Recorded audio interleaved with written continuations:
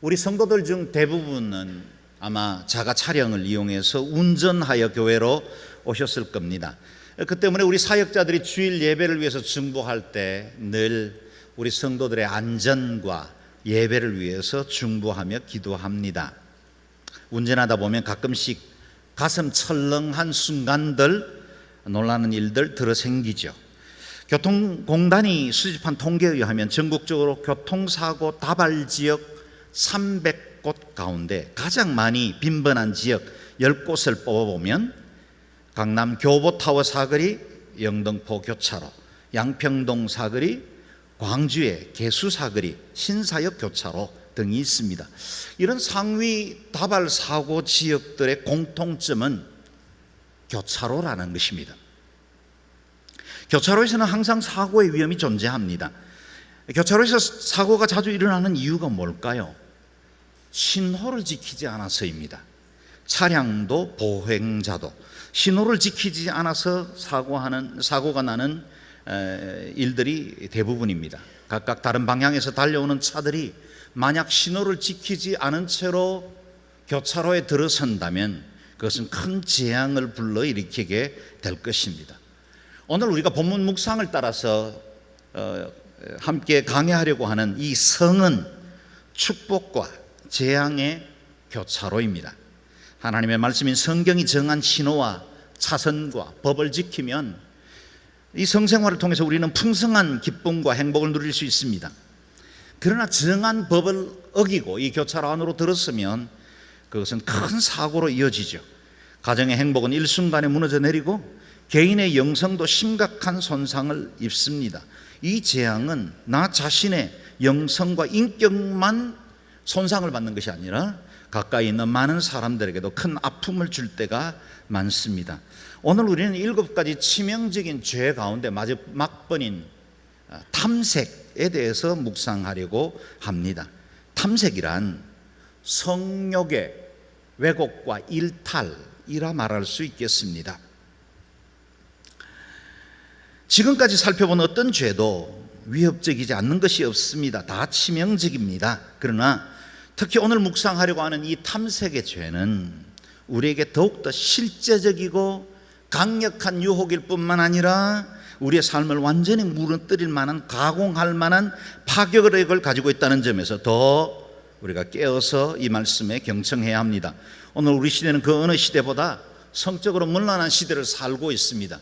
우리가 마치 호흡하며 공기를 마시는 것처럼 이 땅의 문화도 우리가 함께 마시지 않을 수 없기 때문에 믿음으로 살아야 할 사람, 경건한 제자로 살아야 하는 우리에게는 이전보다 더 큰 위기가 되는 것이 사실입니다. 그래서 우리가 진솔하게 하나님 말씀 앞에 주의 경고에 귀를 기울여야 합니다. 27절, 28절 말씀을 다시 자막을 통해서 읽어보겠습니다. 시작. 간음하지 말라는 옛사람들의 말을 너희가 들었다. 그러나 나는 너희에게 말한다. 여자를 음란한 눈으로 바라보는 사람은 누구든지 이미 마음으로 간음한 것이다. 아멘. 당시 바리새인들과 종교 지도자들이 가르치는 간음의 죄는 실제 행위로 드러난 것으로 제한하고 있었습니다. 간음을 금지하신 하나님의 명령이 의도한 것은 가정의 행복과 신성함을 지키기 위한 것이었습니다. 그러나 인간은 얼마나 간사한 존재입니까? 하나님의 10가지 계명 제7개 가운데 간음하지 말라는 부담스러운 계명을 행위로 드러난 죄로 축소시켜버리고 마는 것입니다. 직접적인 간음만 하지 않으면 어떤 생각과 태도를 가지고 있든지 상관없는 것으로 해석해버리고 만 것입니다. 성적인 죄도 형사법과 같은 범죄로 취급한 겁니다. 행위로 드러나지 않고 물증이 없으면 범죄 행위의 요건이 형성되지 않게 만든 겁니다. 물론 세상의 법 원칙에는 그것이 맞습니다. 그러나 하나님께서 계명을 주신 본 의도를 희석시키면 안 됩니다. 사람의 중심을 보시는 하나님 앞에는 그들이 마음에 가진 음란이나 범죄 행위가 별반 차이가 없습니다. 주님은 행위와 동기를 동일한 것으로 취급하시기 때문입니다. 그 때문에 우리 예수님은 이 땅에 오셔서 간음에 관한 정의를 다시 내려주셨습니다. 여자를 음란한 눈으로 바라보는 사람은 누구든지 이미 마음으로 간음한 것이다. 이 짧은 말씀을 보면 두 가지 사실을 발견할 수 있는데, 첫 번째는 이 말씀을 듣는 대상이 주로 남자라는 사실이고, 두 번째, 이 남자들에게는 특별히 음란의 죄가 들어오는 통로가 눈이다라는 사실을 말하고 있습니다. 남자 그리고 눈, 이 두 가지를 가지고 오늘 본문 말씀의 강해를 이어가려고 합니다. 제가 알기로는 이 말씀 앞에 자유로운 남자는 아무도 없습니다. 옆에 유아실에 있는 어린 아기를 제외한 모든 남자는 이 말씀 앞에 부끄럽고 왠지 죄스러운 마음으로 이 말씀 앞에 조아리게 됩니다. 남자에게는 생육하고 번성하며 땅에 충만하라는 주님의 명령이 프로그래밍된 생리적 기제가 우리 안에 있기 때문에 남자는 선정적인 이미지를 보면 곧바로 흥분을 느낍니다. 우리의 혈관 안에 아드레날린이라는 신경전달 물질이 분비되기 때문입니다. 이 세상의 매춘이나 섹스 산업이 이렇게 번창한 이유는 순전히 남자들의 이러한 생리적 약점 때문입니다. 저는 이 설교를 준비하면서 남자들에게 돌 맞을 각오를 하고 준비했습니다. 그러나 하나님이 제게 피할 길도 주시죠. 죄 없는 자가 먼저 돌로 내려쳐라. 여러분 손에 든 돌을 잠시 내려놓고 말씀에 함께 경청해 보시길 바랍니다. 자매님들이 상상하는 것 이상으로 형제들은 성에 대해서 허약한 부분들이 많이 있습니다. 많은 남자들이 어리석다고 할 만큼 쉽게 빠지는 듯이 성적인 문제입니다.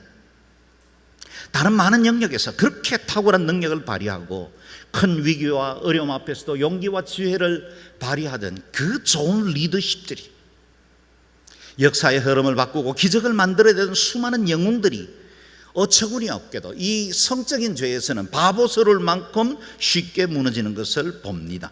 더욱더 환심한 것은 몰라서 그런 것이 아니라는 것입니다. 가정의 소중함 압니다. 그 잠깐의 쾌락이 끝난 뒤에 얼마나 많은 고통과 긴 좌절, 후회 시간이 따라올 것도 알고 있습니다. 그런 사람들이 이 순간적인 욕망을 이겨내지 못하고 무너질 때가 많습니다. 제가 확신컨대 남성들의 이 성적 범죄는 대부분 몰라서 짓는 죄가 아닙니다. 기독교계 안에도 예외는 아닙니다. 많은 사람들을 주께로 돌아오게 하던 능력 있는 설교자, 겸손과 충성으로 하나님 앞에 자신의 삶을 드리던 신실한 지도자들이 이 덫에 걸려 주님의 이름을 욕되게 하는 이야기들도 우리는 왕왕 듣습니다. 평생토록 바쳐온 사역, 비전, 가정을 단번에 날릴 수 있는 이 위험천만한 일에 순간의 쾌락을 위해 자신을 내던져버린 이 남성들의 이야기는 그리 멀리 있는 사람들의 이야기가 아닌 것이 틀림없습니다.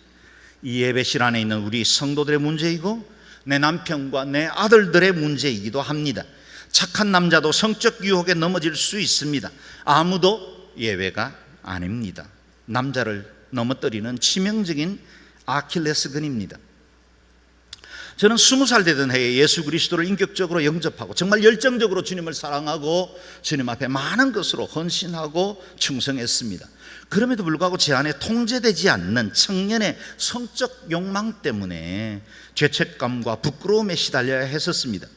심지어 3세기 위대한 성경학자 오리겐이 17세 되던 해에 청년의 욕정이 경건 생활에 방해된다 하여 자기의 성기를 잘라버린 결단을 나도 본받아야 되는 거 아닌가 하고 고민한 적도 있습니다. 물론 실천하지 않았기 때문에 제게는 두 딸이 생겼습니다. 그만큼 주님을 사랑하는 마음이 크면 클수록 저의 본성이 요구하는 것들 때문에 마음의 괴로움도 컸었습니다. 라틴어 성경 불가타를 번역했던 유명한 예로미누스는 정욕이 일어날 때마다 자기의 가슴을 돌로 쳤다 합니다.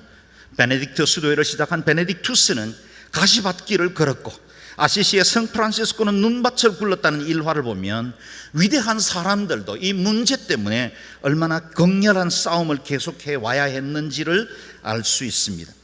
이 자리에 있는 우리의 형제들, 우리 남성들도 신실한 제자로 살기 위해서 적지 않는 자기 투쟁의 시간들을 거쳐서 여기까지 온 줄로 압니다.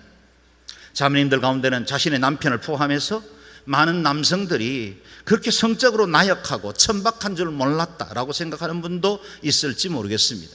어떤 자매님들 가운데는 경건한 집에서 성장하면서 성생활에 대해서 말하는 것조차도 꺼려하고 필요 이상의 성적 관심과 욕심들은 죄라고 여기는 분도 있을지 모르겠습니다. 만약 그런 아내와 함께 살아가면서도 가정에 아무런 문제 없이 평화롭게 여기까지 왔다면 적어도 당신의 남편은 성적으로 상당한 희생을 감수하고 있다 해도 과언이 아닐 겁니다. 자매님들이 혹 남성의 성적인 태도에 대해서 실망을 느끼고 있다면 그 느끼는 정도 이상으로 남편을 도와주기로 결단해야 합니다. 여자를 음란한 눈으로 바라보는 사람은 누구든지 이미 마음으로 간음한 것이다.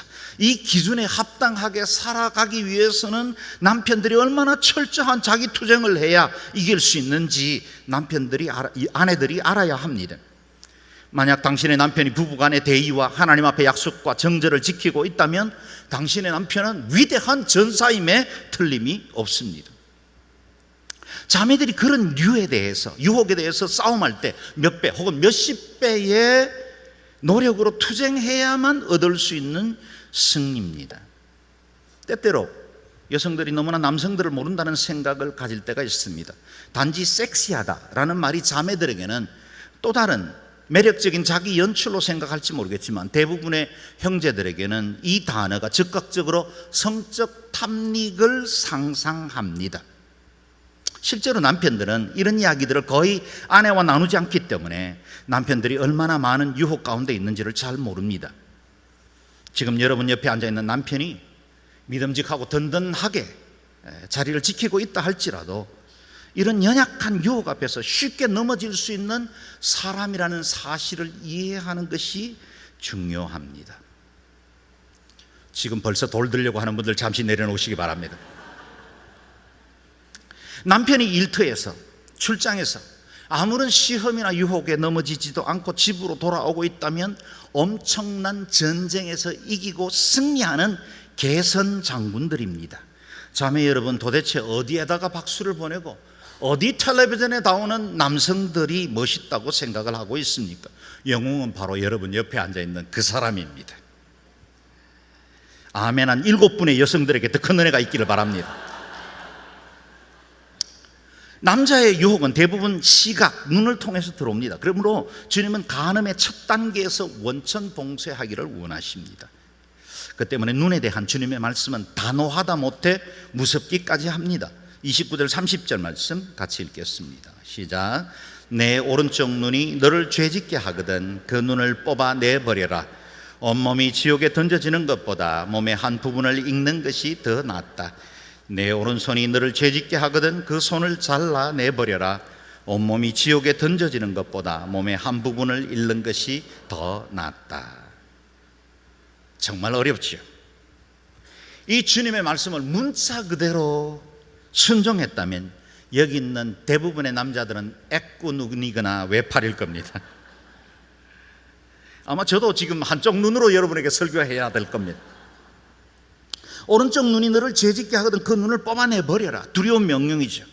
그렇다면 주님의 말씀을 오리겐처럼 문자 그대로 받아서 우리의 몸의 일부분을 잘라버리는 것이 옳습니까? 그렇지는 않습니다. 주님이 주신 이 말씀의 의도를 아는 것이 중요합니다. 여러분, 우리가 눈을 뽑아버린다고 해서 내 안에 있는 죄성이 사라지지는 않습니다. 이 화투 도박으로 망하는 사람들은 자기 손가락을 자르고 난 이후에도 잘린 손가락으로 화투패를 든다고 그래요. 여러분, 이 죄성 자체를 치료하지 않으면 우리의 행위나 우리 눈에 드러나고 있는 몇 가지의 지체를 자른다고 해서 해결되지 않는 것입니다. 주님의 뜻을 이해해야 합니다. 그만한 영적 투쟁과 결심이 없이는 결코 우리를 이 영적 도덕적 관음에서 지켜낼 수 없다는 뜻입니다. 설사 몸의 한 부분을 잃더라도 우리가 결코 놓치지 말아야 할 것이 있다면 그것은 영원한 생명입니다. 범죄로부터 벗어나 우리를 의롭게 해주시는 그 주님 앞에 주님의 신부로 일평생 살아가야 하는 우리의 믿음의 결단은 이 정도의 요구, 이 정도의 그 과감한 결단이 없이는 안 된다는 것을 의미하기도 합니다. 죄를 이겨 지옥에 던져지지 않아야 합니다. 하나님께서 예비하신 구원을 얻어야 합니다. 그처럼 죄에 대해서 단호해야만 우리가 이 죄를 이겨나갈 수 있습니다. 그러므로 모든 형제들은 눈을 통제해야 합니다. 입술에 파수꾼을 두듯이 우리의 두 눈에도 파수꾼을 두어야 합니다. 보인다고 다 보면 안 됩니다. 마틴 루터의 말대로 머리 위로 새가 날아가는 것은 어쩔 수 없지만 그 새가 내 머리 위에 둥지를 터는 건 막아야죠. 매력적인 이성이 눈앞에 보이는 것을 피하기는 어려울 겁니다. 그러나 그것이 죄의 환상으로 발전하는 것은 막아야 합니다. 눈을 뽑는 마음으로 전투해야 합니다. 구약의 의인이라 불렸던 욥은 결코 처녀를 주목하지 않았다고 말하고 있습니다. 욥기 31장 1절을 NIV 영어 성경 번역본으로 보십시오. I made a covenant, 계약을 맺었습니다. with my eyes, not to look lustfully at a girl. 어떤 여자를 볼 때 음욕을 품고 보지 않겠다고 내 눈과 covenant, 계약을 맺었답니다. 욥의 의로움은 여기서 출발했습니다. 사랑하는 여러분, 형제 동지 여러분, 우리는 눈과 언약을 맺어야 합니다. 요즘처럼 여름 노출이 심한 길거리에서도 내 눈과 언약을 맺어야 합니다. 컴퓨터와 스마트폰을 검색할 때 내 눈과 언약을 맺어야 합니다. TV 리모컨을 들거든 내 언약, 그것을 기억해야 합니다. 이 땅에 사는 날 동안 매력적이고 달콤해 보이는 것들이 끊임없이 우리의 눈과 머릿속을 스쳐 지나갈 것입니다. 주목하지 말아야 합니다. 눈을 파내는 심정으로 외면해야 합니다. 그리고 이 같은 탐색에 대한 경고는 여성들에게도 예외는 아닌 것 같습니다. 적어도 오늘 우리 시대는 너무나 많은 개방에 넘어 여성의 권리를 주장하다가 이런 성적 기준조차도 무너져 버리는 때가 많이 있습니다. 지난 주간 청소년 제자와 성관계를 했던 여교사 판결 문제로 며칠 떠들썩하기도 했습니다. 성경에도 유다를 유혹했던 다말 이야기나 남편 5이나 있었던 마음이 외로웠고 친밀감이 필요했던 사마리아 여자나 간음하다가 현장에 붙잡혀온 여인의 이야기를 보면 여성들도 이 탐욕의 죄에서 결코 자유롭지는 않은 것 같습니다. 인류의 첫 번째 죄도 여성이었던 하와의 눈으로 죄가 들어오지 않았습니까?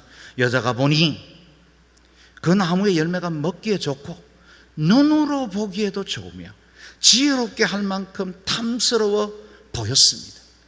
여성들도 눈을 통제해야 하고 우리의 마음을 지켜야 합니다. 아무도 예외 없습니다. 육신을 가지고 살아가는 우리 모든 남녀가 피해야 할 탐색의 죄입니다. 성은 하나님께서 창조하셨습니다. 선하신 하나님이 창조하신 것이라면 성도 선한 것입니다. 하나님 보시기에 심히 좋았더라 말씀하시는 이 말씀은 창조 사역을 마무리했을 때 갖가지 피조물을 보고 경탄에 의한 이 찬탄의 소리지만 그게 좋으셨던 그것에는 오늘 우리가 가지고 있는 성적 에너지도 좋은 것으로 지원받았다라는 것입니다. 그럼에도 불구하고 오늘날 우리가 성에 대해서 이야기하는 것을 부끄러워하고 숨기게 된 이유는 무엇일까요? 하나님이 주신 그 축복을 육체의 쾌락에 이용해서 범죄한 아담과 하와가 숯불 사이에 숨은 것처럼 우리는 어둠 속으로 계속해서 기어 들어가기 때문에 이와 같은 죄들이 음성적으로 더 크게 자라나 버리고 말았다는 겁니다. 오늘 우리가 접하고 있는 성의 문화는 결코 정상적이 아닙니다. 여러분, 오늘 우리 사회 시대의 화두가 되고 있는 많은 이 성적인 관계되어 있는 용어들은 결코 정상적이 아니라는 것을 이해하셔야 됩니다. 정상과 보통을 구분하셔야 돼요. 보통 그 정도 하는 것이 우리의 기준이 될 수 없습니다. 우리는 정상적인 하나님의 말씀이 우리에게 주신 기준을 따라 살아야 합니다. 너무 멀리 오다 보니 무엇이 옳은지 무엇이 잘못됐는지 기준조차 모호해버렸습니다. 이제 성은 인간 사회에서 가장 많은 악을 생산하는 재앙의 통로가 되어버렸습니다. 그 사회의 어두운 그늘에는 어김없이 이 탐색의 죄가 도사리고 있습니다. 미투 운동으로 드러나게 된 성추행, 성폭행, 몰래카메라, 동성애, 가정폭력과 강력범죄 배후에는 왜곡된 성의 일탈이 거의 다 자리 잡고 있습니다. 이 하나님의 말씀에 의해서 통제되지 않는 탐색의 죄로 인해서 얼마나 많은 가정들이 깨어지고 있고 얼마나 많은 믿음의 사람들이 스스로의 자기의 신앙의 인격들을 무너뜨리는지 모릅니다. 성에 대해서 항상 기억해야 할 단 한 가지 사실, 매우 간단하지만 아주 중요한 규칙이 있습니다. 하나님께서 인간의 성생활에는 분명한 울타리를 두르셨다는 사실입니다. 하나님은 성이라는 이 에너지에는 울타리를 두르셨습니다. 그 울타리를 우리는 결혼이라고 부릅니다. 그 어떤 이유와 비슷한 제목을 붙인다 할지라도 그 울타리를 넘어선 성행위는 죄이며 파괴적입니다. 거기에 예외 규정은 없습니다. 낭만 없습니다. 로맨스 존재하지 않습니다. 하나님께서 제정하신 가장 복된 기관인 가정을 지키기 위해서 하나님은 결혼이라는 제도를 두셨고 성은 그 안에서만 참된 기쁨과 행복을 누리게 하신 것입니다. 정채봉 씨가 쓴 어른들을 위한 동화 멀리 가는 향기라는 책에서 성 에너지를 댐에 가두어 둔 물에다가 비유했습니다. 가두어 둔 물이 댐 안에 있으면 적절한 통로를 거쳐서 내려가면서 터번을 돌리고 유용한 전기를 생산하고 농수로 필요한 용수들을 공급합니다. 그러나 그 물이 댐을 무너뜨리고 넘쳐 흐르면 모든 것을 파괴하는 무서운 재앙이 되는 것입니다. 성욕이란 에너지도 하나님이 지정하신 부부라는 관계 안에 있을 때 그것은 가장 큰 기쁨의 원천이고 진정한 친밀감의 회복이며 자녀 생산의 축복을 누리게 만들어줍니다. 그러나 하나님께서 이 정하신 댐을 넘어가면 가정을 깨뜨리고 관계를 무너뜨리고 고귀한 하나님의 형상을 짐승과 버러지의 모습으로 바꿔버리고 맙니다. 사랑하는 여러분, 저는 이 짧은 설교가 이 거대한 섹스 문화와 도덕적 불감증 앞에 얼마나 영향을 미칠 수 있을까 두렵긴 합니다. 그러나 저는 믿습니다. 저와 여러분 안에는 거룩하신 성령님이 계십니다. 성을 창조하신 하나님이 우리와 함께 하시고 그 성의 주인이신 주님이 우리에게 순종과 또 헌신을 요구하시고 그 순종과 헌신에 따라서 보상하실 그 아름다운 상급이 있다는 것도 저희는 믿습니다. 주님 말씀하시죠. 하늘에 계신 너희 아버지가 온전하신 것 같이 너희도 온전해야 한다. 기억하십시오. 성적 순결은 주님이 지켜주시는 게 아닙니다. 그건 기도 제목으로 될 수 없어요. 내가 뜻을 정해야 합니다. 내게 주신 명령입니다. 순결 서약은 미혼 남녀들에게만 요구되는 것이 아닙니다. 이미 가정을 가진 성인 남녀들이 하나님 앞에서 다시 한번 뜻을 정해야 하는 일입니다. 사탄이 탐색의 죄로 우리를 넘어뜨려도 용납하지 말아야 합니다. 우리가 잘 아는 다윗 왕은 이스라엘 역사상 가장 위대한 왕으로 존경받았고 수많은 찬송시로 오늘 우리에게도 큰 은혜를 줄 만한 아름다운 노래를 불렀지만 성적인 유혹에는 어이없이 넘어지고 말았습니다. 밧세바를 보고 음욕을 참지 못하고 범죄하게 되었고 심지어는 자신의 죄를 가리기 위해서 그 남편이었던 우리아를 전쟁터 가장 위험한 곳에 내몰아 죽게 만들었습니다. 이것이 죄의 간교함입니다. 작은 죄로 시작하지만 이름은 낭만이라고 시작하지만 그것이 온통 우리 인생을 불살라버리는 악으로 자라나게 되는 것입니다. 다윗이 실패했던 비슷한 환경에서 유혹을 이긴 사람도 있죠. 우리가 잘 아는 요셉입니다. 그의 상전 보디발의 젊은 아내로부터 끈질긴 유혹을 받았지만 그는 그 현장을 떨치고 일어나 죄로부터 승리할 수 있었습니다. 오히려 그가 감옥에 갇힌 건 유혹으로부터 보호하시기 위한 하나님의 섭리의 손일 수도 있어요. 요셉은 주인인 보디발을 두려워한 것이 아니라 하나님의 그 보이지 않는 손, 그분의 눈을 두려워했기 때문에 이 유혹에서 승리할 수 있었습니다. 아무도 보지 않는 그곳에 내 진정한 영성이 검증됩니다. 그리고 하나님은 요셉을 온 가문과 열국 중에 높여 주신 것입니다. 사도 바울은 탐색의 유혹에 대해 단호하게 명령합니다. 음행과 온갖 더러운 것과 탐욕의 말은 여러분의 입 밖에도 내지 마십시오. 그렇게 하는 것이 성도에게 합당합니다. 사랑하는 여러분, 우리는 하나님의 자녀입니다. 거룩한 신분이 되었습니다. 우리는 땅에 살지만 하늘에 속한 자입니다. 우리에겐 영원한 영광을 소유하고 있고 하나님의 그 의로우심, 그것 때문에 우리가 영생을 누리게 된 사람들입니다. 우리에게 어울리지 않는 것들이 음행, 더러운 것, 탐욕들입니다. 입 밖에도 내지 말아야 합니다. 제가 아는 집사님 한 분은 핵 폐기물 관련된 사업을 하시는 분입니다. 자주 러시아 출장을 다닙니다. 지금은 환경이 많이 나아졌지만 옛 소련이 무너진 직후에 이 러시아의 성적인 타락은 상상을 초월할 정도라고 합니다. 매춘 여성들이 외국인들이 출입하는 호텔 로비에 3355 모여 호객 행위를 합니다. 남자인데 왜 눈길이 안 가겠습니까? 홀로 떠난 출장길에 왜 호기심이 발동하지 않겠습니까? 그런데 이 집사님은 출장 떠날 때 늘 수트케이스에 성경과 가족 사진을 넣어 다닙니다. 호텔 방에 체크인을 하자마자 침대 곁에 가족 사진과 성경을 두고 그것이 자신을 지키게 한 것입니다. 저는 그 아내 되는 자매님도 잘 아는데 죄송하지만 미인이 아닙니다. 형제님은 하나님의 말씀과 가정을 지키기 위해 유혹에 굴하지 않기로 결정한 것입니다. 뜻을 정한 것입니다. 함께 식사하던 자리에서 이 이야기를 드리면서 제가 그분을 바라보니 마치 엄청난 전투에서 승리한 용감한 영웅과 같이 보였습니다. 마지막으로 사도 바울이 음란하고 우상 숭배가 성행했던 고린도에 살았던 성도들에게 명령했던 말씀을 함께 읽으면 좋겠습니다. 오늘 우리에게 주시는 말씀과도 동일하죠. 읽어볼까요? 시작. 음행을 피하십시오. 사람이 저지르는 죄마다 자기 몸 밖에 있으나 음행하는 사람은 자기 몸에 죄를 범하는 것입니다. 여러분의 몸은 성령의 전입니다. 여러분은 하나님께로부터 성령을 받아 여러분 안에 모시고 있습니다.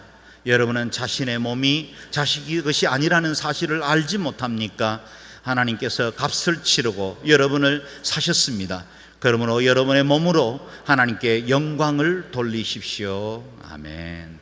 다른 죄와 달리 이 음행의 죄는 자기의 몸에 범하는 죄입니다. 그리고 그 몸은 다름 아닌 성령의 전입니다. 내가 내 인생 마음껏 사는 것 같지만, 내 몸 내 마음대로 하는 것 같지만, 죄송하지만 오늘 말씀에 따르면 내 것 아닙니다. 우리는 주님의 사람들입니다. 주님이 구별하셔서 우리를 거룩한 성전으로 삼아주셨습니다. 우리 몸을 거룩한 하나님의 전으로 지켜내야 합니다. 우리 성령님이 계시는 그 자리에 엄란한 우물들이 다시 솟아나게 해서는 안 됩니다. 저는 우리 예수님께서 33년 동안 우리와 똑같은 인간의 몸을 입으셨다는 사실 때문에 얼마나 위로를 받는지 모릅니다. 주님께서 1대1에 배운 대로 행로에 권하시고 피곤하여 고물을 베고 주무시고 때로 목마르고 허기를 느끼셨다면 육체로 계셨던 동안에는 육체의 소리, 그것도 남성으로서 성적 유혹이 없지 않았을 거라고 저는 생각합니다. 너무나 당연하게 그래야만 우리 주님은 완전한 인간이 되실 수 있었습니다. 그런데 우리 주님은 히브리서 기자의 고백처럼 모든 일에 우리와 한결같이 시험, 유혹을 받은 자로 돼 죄는 없으셨습니다. 그 주님이 나의 연약함도 아시고 우리가 직면하고 있는 수많은 유혹에 대해서도 잘 아십니다. 우리 주님은 우리의 고민에 대해서 막연하고 추상적으로 대하지 않습니다. 우리가 매일매일 습관처럼 혹 우리의 죄 문제로 인해서 반복적으로 넘어져서 아파할 때 우리 주님은 그 모든 실패와 좌절도 아십니다. 그리고 다시 부르십니다. 의의 자리로 초대하십니다. 내가 얼마나 자주 이러한 문제로 죄의식을 갖는지 또 씁쓸해하는지도 하나님 아십니다. 그가 이 땅에 육체로 계시는 동안 내가 경험하고 있는 모든 느낌과 문제, 아픔들을 다 경험하셨기 때문입니다. 그 주님이 우리를 도우시기로 결정하셨어요. 같이 한번 읽어볼까요? 시작. 그러므로 우리가 긍휼하심을 받고 때를 따라 돕는 은혜를 얻기 위하여 은혜의 보좌 앞으로 담대히 나아갈 것이니라. 아멘. 힘이 되지 않습니까? 주님께 나아가기만 하면 언제든지 주님의 긍휼과 은혜가 우리를 붙들어 주신다는 것입니다. 우리에게 주님의 눈을 갖게 해주시도록 기도하십시다. 우리 주님께 우리의 문제를 의탁하십시다. 담대하라, 내가 세상을 이미 이겼다라고 선언하신 그 승리의 주님이 우리의 약함을 아시고 우리를 승리의 길로 이끌어 주실 것입니다. 지난 2달에 걸쳐 묵상했던 치명적인 죄 7가지들, 그 모든 것들은 하나님의 말씀이 능력이 되어야만 이길 수 있습니다. 오늘 탐색의 죄를 포함해서 7가지 모든 죄를 혹 실패하고 넘어지더라도 주저하지 말고 다시 주님께로 나와 끝까지 승리하고 하나님 앞에 영광스러운 은혜의 성전으로 승리의 깃발을 주께 올려드리는 저와 여러분 되시기를 주의 이름으로 축원합니다. 아멘. 기도하겠습니다. 기도할 때 여러분, 우리 가정을 위해서 기도했으면 좋겠습니다. 오늘날처럼 가정들이 많이 무너지고 아파할 때 하나님, 우리 가정을 거룩하게 도와주십시오. 우리의 남편들이, 우리의 아내들이 눈도 지키게 하시고 마음도 지키게 하시고, 우리 자녀들이 신실하고 온전한 하나님의 사람으로 성장하게 도와주십시오. 그래서 하나님 기뻐하시는 경건하고 아름다운 가정 이루게 해주십시오. 우리가 그제 묵상했듯이 무엇이든지 경건하고 무엇이든지 어렵고 무엇이든지 거룩하게 한 가정이 되게 도와 주옵소서. 통성으로 우리 자신과 가정을 위해서 기도하겠습니다.